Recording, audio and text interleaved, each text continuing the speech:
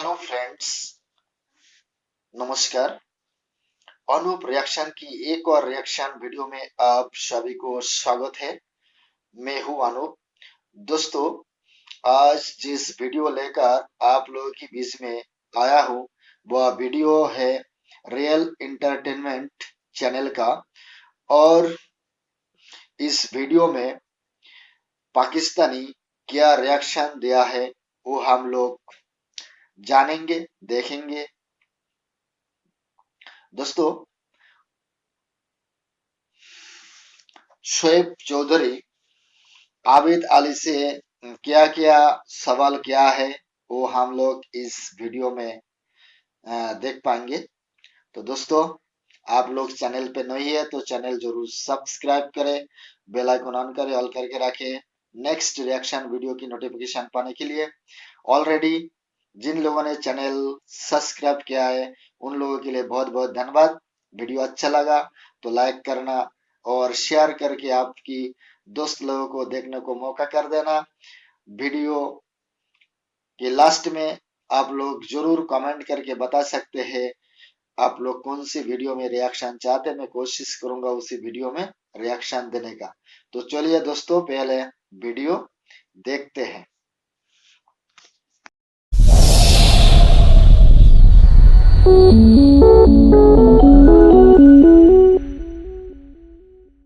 मैं हूं सुहेब चौधरी और आप देख रहे हैं मेरा और आपका YouTube channel real entertainment TV. हमारे साथ मौजूद है आबिद अली भाई। काफी दिनों बाद आज इनके साथ एक प्रोग्राम करने जा रहे हैं और खबर ये है कि इंडिया ने हांगकांग की स्टॉक एक्सचेंज मार्केट को बीट करके दुनिया की 7वीं बड़ी स्टॉक एक्सचेंज मार्केट बन चुकी है। इससे पहले खबर ये थी कि इंडिया दुनिया की 5वीं बड़ी इकोनॉमी बन चुकी है। आए दिन ये रिकॉर्ड जो उनसे तोड़े जा रहे हैं इंडिया की तरफ से, इसी पर बात करेंगे। और भी बहुत से टॉपिक्स हैं, बहुत सी बातें हैं जो कि आज आबिद अली भाई के साथ डिस्कस करेंगे। अस्सलाम वालेकुम जी वालेकुम अस्सलाम। शुएब भाई, एक तो खुशी ये है कि बड़े दिनों बाद इंटरव्यू हो रहा है हमारा और बहुत सी बातें करने के लिए। देखिए, एक्चुअली आप गए हुए थे लाहौर से बाहर, मैं अपने काम कारोबार में बड़ा बिजी हुआ था, तो अच्छा ही हो गया जो गैप बीच में डला है, क्योंकि आपके पास भी टाइम नहीं था, मेरे पास भी नहीं था। एनीवे, अब आते हैं मेन मुद्दे के ऊपर। देखिए, अभी रिसेंटली जो आपकी बात शुरू होने से पहले मैं ये कहूंगा, आबिद भाई आज बड़ा एनर्जी में नजर आ रहे हैं। ऐसे लग रहा है जैसे अटैक कर रहे हैं किसी के ऊपर। आज थोड़ा सा फ्रेश हूं मैं, इसलिए। अच्छा, आते हैं अपने मेन मुद्दे के ऊपर। देखिए शुएब भाई, अभी जो आपने खबर सुनाई कि हांगकांग दुनिया की एक पावर बना हुआ था, इकोनॉमी में भी, स्टॉक एक्सचेंज में भी, हर चीज में वो पावरफुल बना हुआ था। अभी इंडिया ने उसे बीट किया। अब इकोनॉमी में, उसमें स्टॉक एक्सचेंज में इंडिया ने हांगकांग को बीट करके उसकी जगह, उसकी सीट इंडिया ने संभाल ली। ये तो हो गया स्टॉक एक्सचेंज। अभी आए थोड़ा सा पीछे, जो हर बंदे ने खबर सुनी है लेकिन मेरे तरीके से किसी ने नहीं सुनी हुई। अभी मैं आपको बताता हूँ बर्तानिया के बारे में कि बर्तानिया, देखिए, इस टाइम किसी एक टाइम था कि बर्तानिया में सुना जाता था, जिस पता चलता था, किताबों में पढ़ते हैं, हिस्ट्री में हम लोग पढ़ते हैं कि बर्तानिया बड़े सगीर पाक हिंद पे जो इसने हुकूमत की, इसका कब्जा था, रूल किया इसने, पूरे बड़े सगीर के ऊपर इसने पावर दिखाई अपनी। क्या क्या बोला आबिद, मिस्टर आबिद अली? बड़े सगेर पाक हिंद का चूतिया पाने बात कर रहे हैं आप। देखिए मिस्टर आबिद अली, आप हिंदुस्तान में फेमस है तो इसका मतलब ये नहीं है आप गलत प्रचार करेंगे, गलत बातें आप रखेंगे। ये बिल्कुल बर्दाश्त नहीं करेंगे हम लोग। पहले बात सुनिए मेरा। 1947 से पहले पाक व हिंद कहाँ था? पाक व हिंद कहाँ था ये बताइए। पाकिस्तान के नाम का कोई देश था क्या? 1947 से पहले वो पाकिस्तान की जो जमीन पे खड़ा होके आप बात कर रहे हैं ना, वो भी इंडियन का ही था, हिंदुस्तान का ही था। ठीक है, आप ये कहना बिल्कुल ही बंद करिए पाक व हिंद। पाक व हिंद बोले कोई शब्द नहीं है, सब कंटिनेंट्स है मगर पाक व हिंद नहीं है। इसलिए कह रहा हूँ, ऐसी चूतिया वाली बातें बिल्कुल ना करा करें। ये बिल्कुल गलत बात है, गलत बात कर रहे हैं आप लोग। पाक व हिंद कोई किताब में लिखा नहीं है, कोई जायगा है नहीं है। आपकी मनगढ़ंत बातें बिल्कुल मत करिएगा, ठीक है। इवन के सुनने में ये भी आता था कि इधर से कीमती चीजें निकाल के ले गए हुए हैं, जैसे कोहे नूर है, मलका एलिजबेथ के ताज के बीच में वो कोहिनूर जो है ना हीरा, वो रखा गया हुआ था, जिससे समझने में ये आता था कि बर्रे सगीर में से बरतानिया सब कुछ सोने की चिड़िया निकाल के ले गया इधर से। जो कहा यह जाता था कि भाई बरसगीर जो सा वो सोने की चिड़िया जी है हाँ। और वो सारा कुछ लूट के कह लें या जो भी जैसे भी वो यहाँ से ले गया अपने को। अभी आए मेन मुद्दे पे, जो इतनी स्टोरी सुनाने का जो मकसद था उसके ऊपर आते हैं। मिस्टर आबिद अली, अंग्रेज हमारी भारतवर्ष में लगभग 200 साल राज किया। उस टाइम पे हमारी देश में इतनी संपत्ति था जो अंग्रेज 200 साल में भी लूट लूट के ख़त्म नहीं कर पाए। कोई बात नहीं है आबिद अली, अब हमने उस अंग्रेज को पीछे छोड़ दिया बहुत पहले ही, और इकोनॉमिक्स में बहुत पहले ही हम लोग उसको बीट कर दिया आर्थिक मामले में। अब एक बात और देखिए, हमारे हिंदुस्तान की मूल का ऋषि सनूक जे अंग्रेज हमारे ऊपर राज किया था 200 साल, आज उसी अंग्रेज के ऊपर हमारी एक हिंदुस्तानी राज कर रहा है, शासन कर रहा है। ये है हमारी हिंदुस्तान की ताकत, ये है हमारी भारतवर्ष की ताकत। और मिस्टर आबिद अली, बड़ी सागर, इसका मतलब 1947 से पहले आप भी हमसे अलग नहीं थे, अब भी हमारे ही पार्ट थे, हमारी साथ हमारी था, और लाहौर भी हमारा था। और आज हिंदुस्तान में हम जहाँ बैठ के बात करें ना, ये भी आप लोगों की था, मगर आप लोग धर्म के ऊपर देश बांट के ले गए। तो दोस्तों, आज हमने फिर सोने की चिड़िया बनने जा रहे हैं। कोहिनूर एक दिन ना एक दिन हमारे हिंदुस्तान में दोबारा वापस भी आएंगे, ये हम लोग दावे से कह सकते हैं। तो दोस्तों चलिए आगे क्या कह रहा है आबिद अली, वो सुनते हैं। देखिए, बरतानिया दुनिया के 5वें नंबर पे इकोनॉमी पे था, इंडिया ने उसे बीट किया, ऐसे साइड पे किया और 5वें नंबर पे इंडिया आके बैठ गया। ये तो छोटी सी बात है सर, अभी आगे चलिए, अभी आगे मजा आएगा आपको। अब आप देखें, हम सुनते थे कि बरतानिया ने हुकूमत की बरे सगीर पाक हिंद पे। आपको पता है बरतानिया पे इस टाइम हुकूमत कौन कर रहा है? उसके बारे में भी देखें। वजीर आजम कौन है बरतानिया का? इंडियन ऋषि सनत इंडियन है। आज वो गोरों पे हुकूमत कर रहे हैं, ये प्राउड है हमारे लिए। आप ये देखें कि जिसे हम कहते थे कि वो एशिया में से सब कुछ निकाल के ले गया, उससे बड़ी इकोनॉमी इंडिया की है भाई। अब बरतानिया कुछ भी नहीं है इंडिया के आगे इकोनॉमी में भी। तब के बरसगीर में, तब के हिंदुस्तान में और आपके हिंदुस्तान में बड़ा फर्क है, क्योंकि बांग्लादेश अलहदा हो चुका है, पाकिस्तान अलहदा हो चुका है। अब अगर ये सब इकट्ठे होते तो शायद इससे भी बड़ी इकोनॉमी होती। और आपने रशीद सनत की बात की, मैं कहता हूँ अभी तो यूएस की जो प्रेसिडेंटशिप है उसके लिए भी कैंडिडेट इंडियन ओरिजिन नजर आ रहे हैं। जी सर, बिल्कुल आ रहे हैं, और उसमें एक सिख भी है, एक हिंदू भी है, एक मुस्लिम भी है उसके बीच में। लेकिन पावरफुल जो है वो इंडियन है, और उनके चांसेस बहुत ज्यादा हैं। और ये सर आने वाले टाइमों में देखिए, मुझे इस चीज का दुख नहीं है, तकलीफ नहीं कि वो इंडियन है या पाकिस्तानी है। मुझे तकलीफ और खुशी ये है कि उनके ऊपर बैठे हैं हमारे एशियन। हमारे देखिए ना कि बड़े सगीर पाक हिंद पे कौन हुकूमत करता था? गोरों ने क्या क्या कुछ नहीं किया, क्या क्या जुल्म नहीं किया हमारे पर गोरों ने। आज देखें इंडियन उनके ऊपर मुसल्लत हो चुके हुए हैं। तो मैं इंडियन को सलूट करता हूं, और इंडियन से ज्यादा प्राइम मिनिस्टर मोदी पे सलूट करना चाहूंगा। उन्हें क्यों सलूट करना चाहूंगा? कि उन्होंने अपने लोगों को पावरफुल बनाया। मिस्टर शोएब चौधरी, आपने बोला जे बांग्लादेश, पाकिस्तान और इंडिया एक साथ में होते तो आज शायद हम लोग दुनिया की सबसे बड़ा पावरफुल बनते अर्थनीति में। मगर हमारे विचार में शायद गलत है, क्योंकि हम लोग देखा है जो 70 साल से पाकिस्तान क्या कर रहा है, बांग्लादेश क्या कर रहा है, इंडिया क्या कर रहा है। हमने एक भी दिन गवाए नहीं है, इसीलिए आज हम 5वीं इकोनॉमी बन चुके हैं, दुनिया की लार्जेस्ट कंट्री बन चुका है हम लोग। तो दोस्तों, आपकी बात भी सही हो सकता था गलत भी हो सकता था। तो दोस्तों, आबिद अली को मैंने ये कहना चाहता हूँ, जे बड़े सगेर पाक हिंद बिल्कुल मत बोलिएगा, क्योंकि आपकी बातों में कोई दम नहीं है। बिल्कुल आपकी बात बिल्कुल जायज़ नहीं है, बिल्कुल आपकी बात राइट नहीं है, क्योंकि पाक व हिंद कोई शब्द नहीं है। क्योंकि 1947 से पहले हिंदुस्तान के नाम से चलता था, और पाकिस्तान भी हिंदुस्तान के नाम से ही रहता था, बांग्लादेश भी। तो इसीलिए कह रहा हूँ, जे पाक व हिंद बिल्कुल नहीं।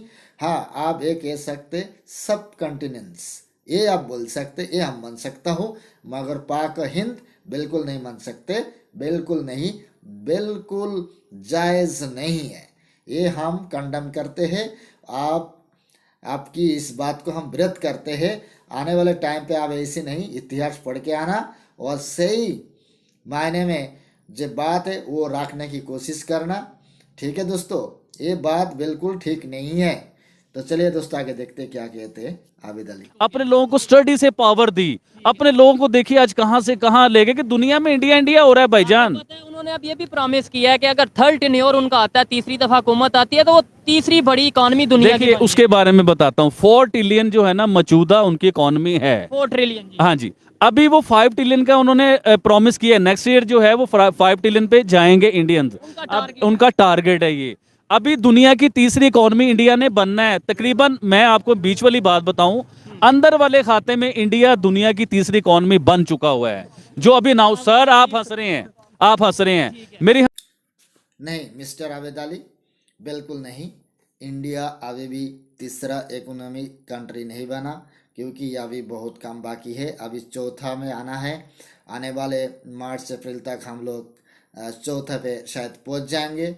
उसके बाद में हमें टारगेट है जापान को बीट करना। आने वाले टाइम पे हम लोग जर्मनी को बीट करेंगे। तो दोस्तों, अभी तक हम लोग तीसरा इकोनॉमी कंट्री नहीं बना है। अभी तक कोई ऑफिशियल ऐसी रिपोर्ट आया नहीं है।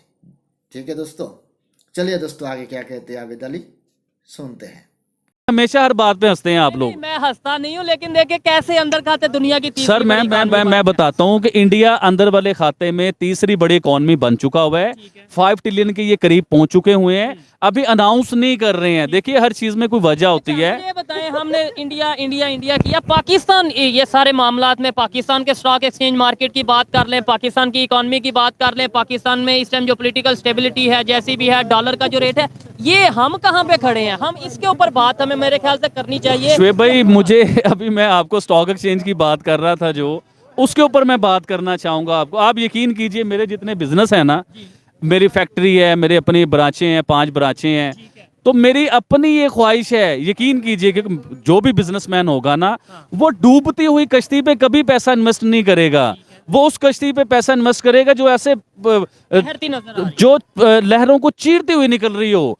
तो वो अभी मौजूदा इंडिया है वो।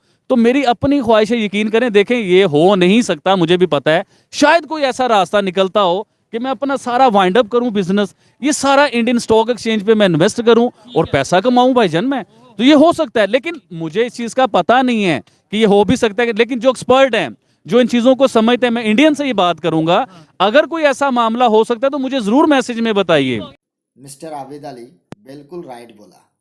डूबती हुई कश्ती में कौन बैठना चाहेगा, क्योंकि किसी भी टाइम वो डूब सकता है। तो दोस्तों, मैं आबिद अली को ये कहना चाहता हूँ, कश्ती को बचाने की कोशिश करिए। आपकी देश में पैसे इन्वेस्ट करिए, आपकी देश के बारे में सोचिए, देश को तरक्की की रास्ता में ले जाइएगा। दोस्तों, आबिद अली भाई साहब ने बोला जे पूरी पैसा हिंदुस्तान में इन्वेस्ट करना चाहते हैं। देखिए, इन्वेस्ट कर सकता है कोई भी, वो भी लीगल प्रोसेस की अंदर। ऐसी नहीं है मुंह उठा के आके कोई भी हिंदुस्तान में इन्वेस्ट नहीं कर सकते। उसके लिए गवर्नमेंट के साथ में एक डील होगा, गवर्नमेंट की इजाज़त लेना पड़ेगा, वो भी इंडियन गवर्नमेंट का। तो आप उसमें पैसा लगा सकते हैं, वो भी आपकी पाकिस्तान की गवर्नमेंट और इंडियन गवर्नमेंट के अंदर जब डील होगी तब, इससे पहले नहीं। तो दोस्तों मैं आपको ये कहना चाहता हूँ आबिद अली भाई, आप अपनी देश में पैसे इन्वेस्ट करिए, आपकी देश की नौजवान को काम दीजिए, रोजगार दीजिए, उसमें आपकी देश को भलाई है। तो चलिए दोस्तों आबिद अली भाई साहब और क्या बोल रहा है सुनते हैं। अच्छा, आबिद भाई ये कह रहे हैं कि मैं अपनी जो फैक्ट्री है या जितना भी जो भी बिजनेस है वो वाइंड अप करके इंडिया की स्टॉक एक्सचेंज मार्केट में इन्वेस्ट करना चाहता हूं। मेरे लिए बड़ी हैरत वाली बात है और इनसे ये सख्त सवाल पूछूंगा कि पाकिस्तान स्टॉक एक्सचेंज मार्केट में क्यों नहीं इन्वेस्ट करना चाहते, और क्या ये पॉसिबल है भी है कि इंडिया की स्टॉक एक्सचेंज मार्केट में कोई फॉरनर या कोई पाकिस्तान से इन्वेस्ट कर सकता है? ये कमेंट में आप बताइएगा। आप पाकिस्तान में क्यों नहीं इन्वेस्ट करने, आप पाकिस्तान में क्यों नहीं इन्वेस्ट करना चाहते? मोहब्बत आपको आप कहते हैं जी पाकिस्तान से बड़ी मोहब्बत है, मेरे बच्चे पाकिस्तान में, तो आप जो सा वो इन्वेस्टमेंट इंडिया में करने जा रहे हैं। आपने बड़ा सख्त और बड़ा ही प्यारा सवाल पूछा है, इसका जवाब मैं आपको बताता हूं। देखिए मैंने अभी एक एग्जांपल दिया है, आप मेरे ख्याल से समझे नहीं, मेरी ऑडियंस समझ गई हुई है कि जो कश्ती डूब रही होती है ना उस पे इन्वेस्ट कोई भी नहीं करता, बिजनेसमैन खास तौर पे। जो कश्ती समुद्र की लहरों को चीरते हुए गुजर रही हो बीच में से, हर कोई उस पे इन्वेस्ट करना चाहता है। डेफिनेटली वो पैसे आएंगे तो पाकिस्तानी जो इन्वेस्टमेंट होगी वो जी जी बिल्कुल, वो पैसे सारे घूम फिर के पाकिस्तान में आएंगे। और एक और चीज बताना चाहता हूं आपको मैं कि हम लोग वाकई मुहब्बे वतन है। अभी देखिए ना कि हमें पॉलिटिशियन जो मिले हैं आज तक, सर आप इस चीज को इन्वेस्ट कर रहे हैं, आप इस चीज को समझिए। और आप ये देखें कि वो लोग सारा पैसा बाहर इन्वेस्ट किया, उन्होंने लंदन में महल बनाए अपने, आज पाकिस्तान के इज्जतदार लोग हैं वो लोग, लेकिन उनका पैसा रिटर्न पाकिस्तान नहीं आ रहा। उधर ही उन्होंने अपनी फैक्ट्री इंडस्ट्री जो भी बिजनेस को बनाया, जो भी बिजनेस किया उधर ही किया, और उन कंपनियों में वो पाकिस्तानी वर्कर नहीं रखते। ये आपको अंदाजा नहीं है कि इतना वो, वैसे वो पाकिस्तानी है, वोट पाकिस्तान से लेते हैं, वजीर आजम पाकिस्तान के बनते हैं, पाकिस्तान में उनके बहुत हेलो हाय स्लो सलूक है। और वो लोग अपने, मुझे किसी ने बताया है ये कि वो अपनी कंपनीज में पाकिस्तानी को नहीं रखते, इंडियंस को प्रेफरेंस देते हैं वो लोग। तो देखिए मैं अगर अपना पैसा इन्वेस्ट करना चाहता हूं तो वो पैसा घूम फिर के पाकिस्तान में आएगा। और हमारी तो ख्वाहिश ये है सर, हमारी तो ख्वाहिश ये है कि हम इतना डॉलर पाकिस्तान में लाएं तो से अंधेरे खत्म कर दें। हमारी तो ख्वाहिश ये बात है और अच्छी सोच है। मैं कहता हूं कि किसी भी कंट्री के साथ हमें बिजनेस करना चाहिए। जो आबिद भाई ने बात की है कि भाई स्टॉक एक्सचेंज मार्केट में मैं इन्वेस्ट करना चाहता हूं, एट द एंड पाकिस्तान का पैसा होगा, कहीं ना कहीं पाकिस्तान को भी फायदा होगा और पाकिस्तान का बिजनेसमैन डेवलपमेंट की तरफ जाएगा, बेहतरी की तरफ जाएगा। आबिद भाई आपने बोला कि भाई पाकिस्तान के जो से इन्वेस्टर हैं या बड़े बड़े पॉलिटिशियंस हैं, बाहर के कंट्रीज में इनकी फैक्ट्रीज हैं, बिजनेस हैं, वहां पे ये इंडियंस को एज ए मतलब ये एम्प्लॉय रखते हैं, मैनेजमेंट पोस्ट पे रखते हैं। क्या वजह है? एजुकेशन की वजह से, स्किल्ड लेबर की वजह से, या फिर कोई और वजह है पाकिस्तानियों को नहीं? सर एक्चुअली भाई 1947 से पहले अंग्रेज ने भारतवर्ष को लूटा था, आज पाकिस्तानियों ने पाकिस्तान को लूट रहा है। लूट लूट के सब विदेश भाग जा रहा है, कोई तुर्की, कोई यूरोप कंट्रीज में, कोई अमेरिका में, कोई कनाडा में, कोई इंग्लैंड में जाके बस रहा है। तो दोस्तों आपकी अंदर की जो इंसान है वो बहुत गलत है, और आप लोग मदरसा से अब तक बाहर नहीं निकला, आप लोग एजुकेशन में पीछे हैं, क्योंकि आप लोग सच का सच नहीं मानते, आप लोग झूठी शान दुनिया को दिखाते हैं। ये आप लोगों की पहला गलती है, इससे निकालिए और देश को आगे ले जाइए, देश को तरक्की कीजिए। और सबसे बड़ी बात है आपका जी आर्मी, ये आप लोगों को आगे बढ़ने नहीं देगा दोस्तों, हमेशा धर्म की जाल में आप लोगों को फंसा के रखेगा। तो चलिए दोस्तों आबिद अली और क्या क्या बोल रहा है वो सुनते हैं। आप देखिए मेरी सारी बातें हमेशा मैं कर चुका हूं, ये बातें दोबारा रिपीट करता हूं। वो लोग पढ़े लिखे हैं, उनका फोकस है एजुकेशन। एजुकेशन से क्या होता है कि आप इंजीनियर बनते हो, आप बड़ी पोस्टों पे आते हो। अभी मैं रिसेंटली इंटरव्यू में बता रहा था कि पूरी दुनिया में सीईओ इंडियंस, मैनेजर इंडियंस, किसी बड़ी पोस्ट पे आप देखिए इंडियंस। तो इसी तरह यूएई में चले जाएं, आप कहीं भी चले जाएं तो वो तो सारे इंडियंस ही मिलेंगे। इसी तरह ही आपके हमारे जो नवाज शरीफ साहब हैं, इनकी कंपनी में भी बड़ी पोस्टों पे इंडियंस ही हैं, पाकिस्तानी नहीं हैं। ये अपनी सोच आप बना लीजिए और ये हकीकत है। और ये वो लोग हैं जिन्होंने पाकिस्तान में 20-20 साल, 30-30 साल, 25-25 साल इन्होंने गवर्नमेंट किया पाकिस्तान में। और कोई पाकिस्तान में ऐसा शख्स नहीं है जो सड़कों पे खड़ा होकर ये सच बोले। सर देखिए, कोई ऐसा शख्स नहीं है जो इनसे 25 साल का साहब मांगे। मैं सिर्फ नवाज शरीफ साहब तो आप मांग ले। मैं सिर्फ नवाज शरीफ साहब की बात नहीं कर रहा, ठीक है। मैं 1947 से लेके अब तक जितने वजीर आजम पाकिस्तान में आए हैं, मैं इन सब की बात कर रहा हूं कि इनसे कौन है पूछने वाला कि इन्होंने अपने 5 साल के टेन्योर में क्या किया, इतना इन्होंने कर्जा क्यों चढ़वाया। अगर वो कर्जा पाकिस्तान में आया, वो डॉलर्स पाकिस्तान में आए, तो वो डॉलर्स कहाँ गए, वो कहाँ इन्वेस्ट हुए। सर उनका एक एक रुपए का साहब, मैं अपनी मोहतरम जो जजेस हैं, जो हमारी बड़ी बड़ी अदालतें हैं, जो इन चीजों को पकड़ते हैं, मैं उनसे अपील करता हूं सर, हमारे पाकिस्तान का पैसा पाकिस्तान में आना चाहिए। अच्छा, एक तो ओआईसी की बात। मिस्टर आबिद अली, पिछले 70 साल से पाकिस्तानियों ने क्या किया, आप लोग बता सकते क्या? पाकिस्तानियों ने अब तक दूसरे की फेंका हुआ भीख में पलते हुए आए हैं, अब तक दूसरे की टुकड़ों पे पला हुआ है, अमेरिका की डॉलर पे पाले हैं आप लोग। अब तक आप लोगों ने क्या किया आपकी देश के लिए? कुछ नहीं किया। आपको करने की हक नहीं है। जब तक आपकी आर्मी आपकी देश को चलाएगा ना, तब तक आप लोग कुछ नहीं कर पाएंगे।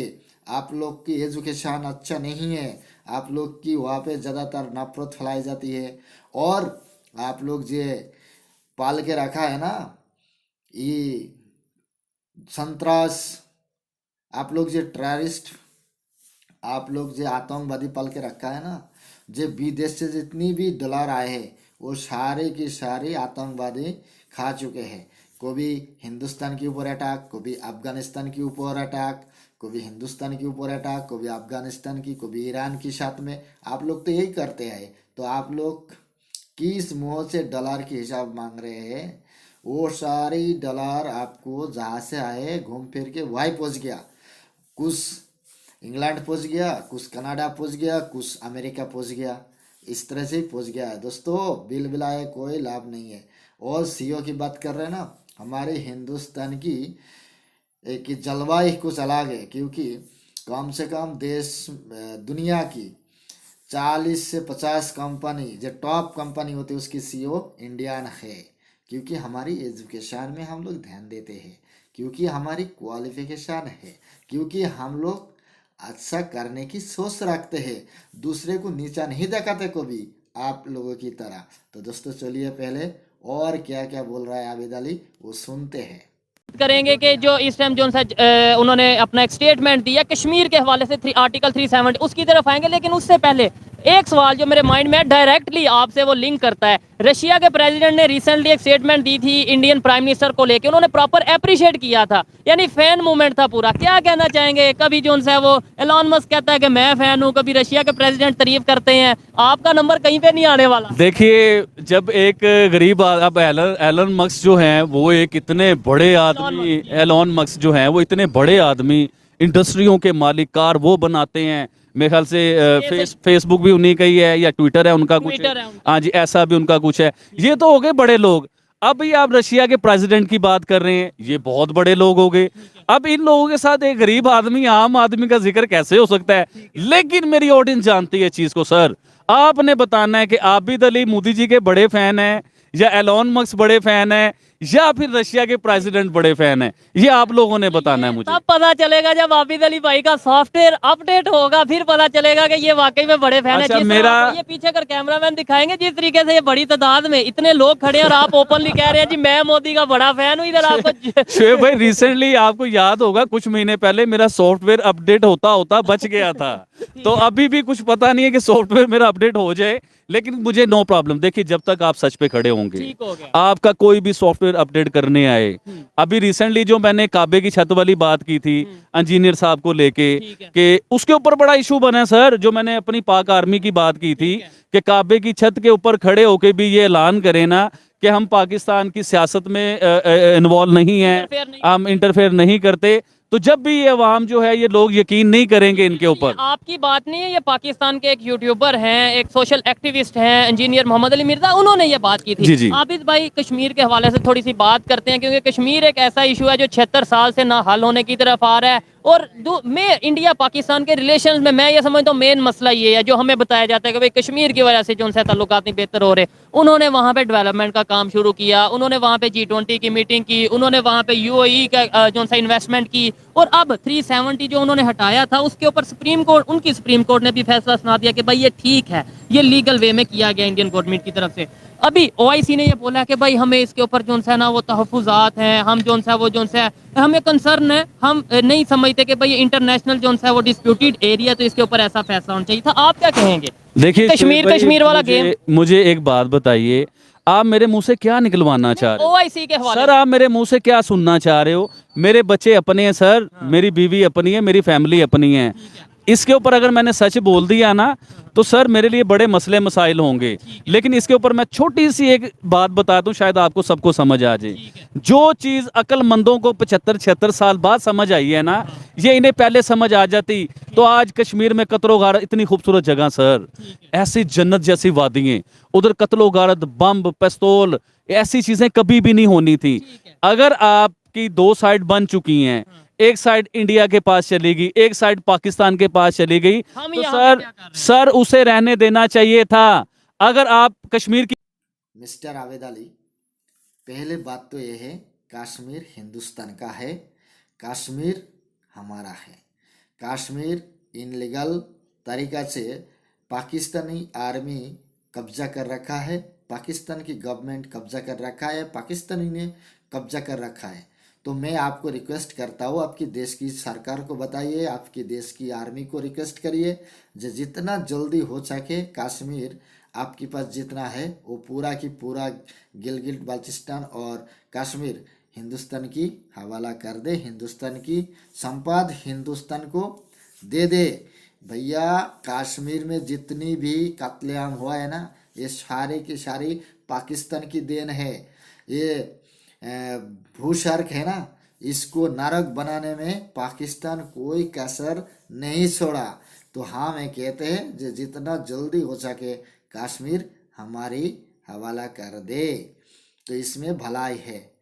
ठीक है दोस्तों, बात करते हैं, खुदारा ये हाथ जुड़े हुए हैं, फजूल ड्रामा ना किया करें कश्मीर के ऊपर। जब मर्जी अपने आप को बढ़ाने के लिए, अपने आप को टीवी में ऊपर लाने के लिए, दुनिया में ऊपर लाने के लिए, अपनी दुकान चलाने के लिए, नोट अंदर करने के लिए आप जब मर्जी कश्मीर का रोना शुरू कर देते हैं। और भाई साहब कश्मीरियों से पूछो जाके, इंडिया के कश्मीर जो हैं वो हमसे बहुत ज्यादा खुश हैं।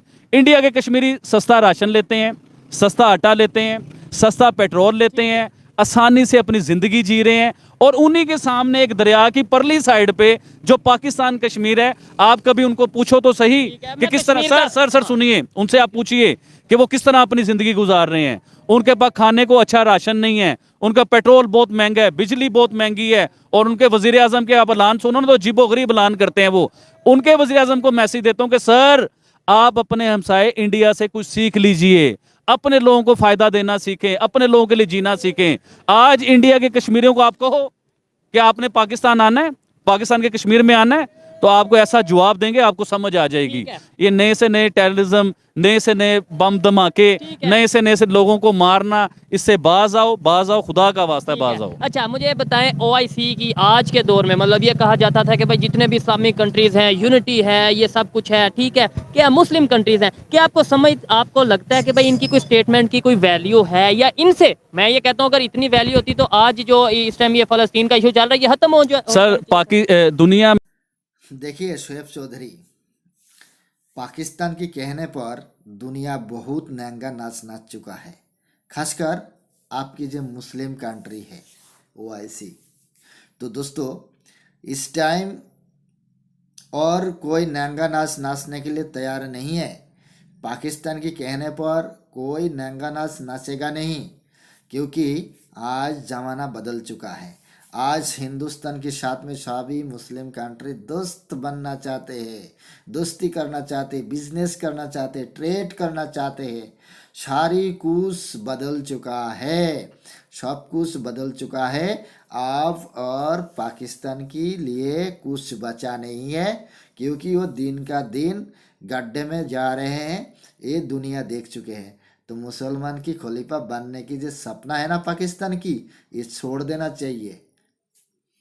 में मुस्लिम कंट्रीज कितनी है? 57 ऑलमोस्ट, अब 60 56 57 ऑलमोस्ट मुसलमानों की कंट्रीज हैं। अब आप 57 को एक तरफ कर लो, ठीक है, भारत को एक तरफ कर लो, ठीक हो गया। आप 57 मुल्क किसी बात के ऊपर कोई बयान देते हैं ना, तो उसकी 57 की वो वैल्यू नहीं होती जो एक भारत की वैल्यू होती है। क्यों?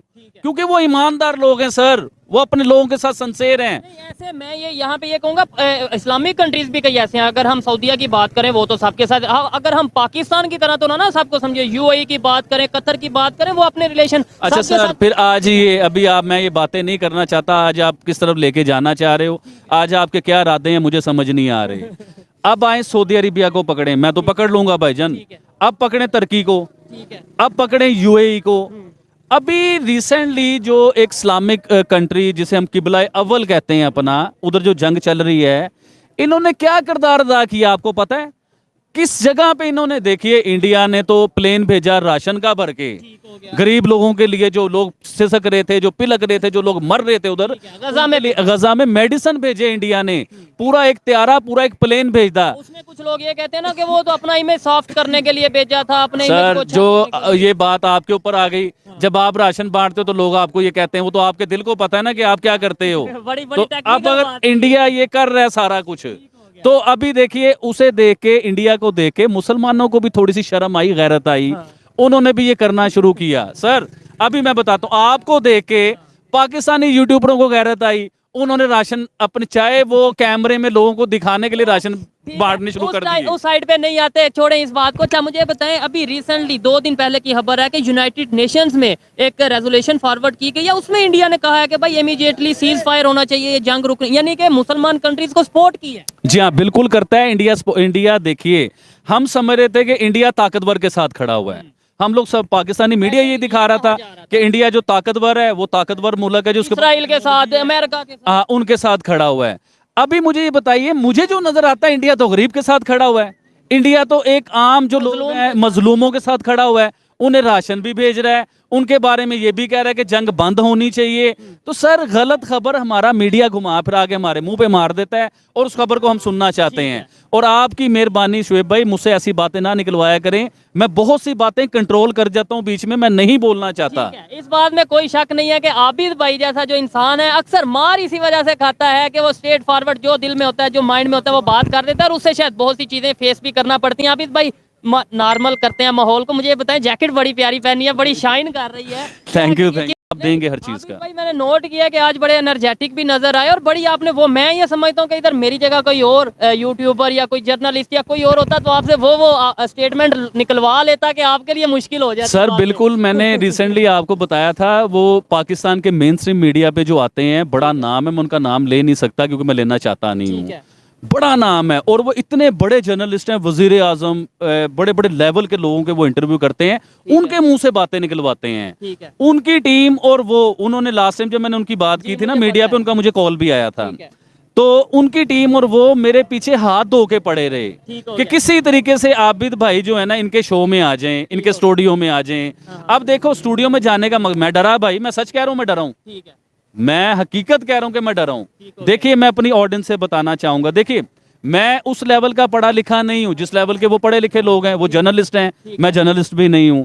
उन्होंने बात को कहां से घुमाना है, कहां से लेके जाना है, सही बात को भी गलत करना मीडिया जानता है। फिर आज के ये वीडियो में हम मेरे ख्याल से थंबनेल ये लगाएंगे कि पीएम मोदी के फैन आबिद अली डर गए। नहीं, डरता डरता मैं किसी के बाप से भी, ठीक है, खैर अच्छा लगा, डरता डरता मैं किसी से भी नहीं हूं।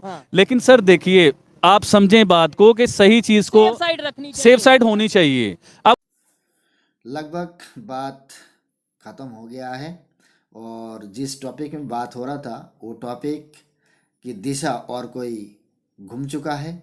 तो दोस्तों, वीडियो में यहाँ तक ही रख रहा हूँ, और पाकिस्तानियों के लिए मैं ये कहना चाहता हूँ, हिंदुस्तान हर साइड, आप कोई भी साइड देखिएगा, एक एक साइड करके प्राय हर कंट्री को बीट करने की कोशिश कर रहा है। और हमारे जो पीएम है ना, ये 18 घंटे काम करते हैं 140 करोड़ भारतीयों के लिए। तो दोस्तों ऐसा प्रधानमंत्री मिलना बड़ा मुश्किल है। अब तक तो भारतवर्ष में नहीं मिला, मगर काम तो करते हैं ज़बरदस्त हमारी मोदी जी हम लोग के लिए। ये हमारे गर्व की विषय है। और पाकिस्तानियों के लिए मैं कहना चाहता हूँ, आप लोग आपकी देश की तरफ ध्यान दीजिए, आपके देश को आगे बढ़ाने की कोशिश करिए और धीरे धीरे आप भी तरक्की की रास्ते में आ जाइए। मगर इसके पीछे एक और बात है, जब तक आप लोग ये धर्म की जो गुट्टी ये पीना बंद करेंगे नहीं, तब तक आप लोग कुछ नहीं कर पाएंगे। आपकी जो फौज है जब तक आपके देश में राज करेगा, तब तक आप लोग कुछ नहीं कर पाएंगे। और आप लोग जिस प्रधानमंत्री को चुनते हैं ना, वो तो चुनते नहीं हैं, वो तो बैठाए जाते हैं आपकी फौज द्वारा, आर्मी द्वारा, चीफ द्वारा। तो दोस्तों आप लोग चैनल पे नए है तो चैनल ज़रूर सब्सक्राइब करें और बेल आइकन ऑन करें नेक्स्ट वीडियो के लिए। और कमेंट सेक्शन में लिख के ज़रूर बता सकते हैं आप लोग कौन सी वीडियो में रिएक्शन चाहते हैं। मैं कोशिश करूंगा उसी वीडियो में रिएक्शन देने का। और वीडियो अच्छा लगा तो लाइक करना, शेयर करके आपकी जो दोस्त लोग उसको देखने को मौका कर देना। तो दोस्तों आप लोग सब सही सलामत रहे, खुश रहे। फिर मिलते हैं दूसरा कोई रिएक्शन वीडियो में, तब तक के लिए नमस्कार, जय हिंद।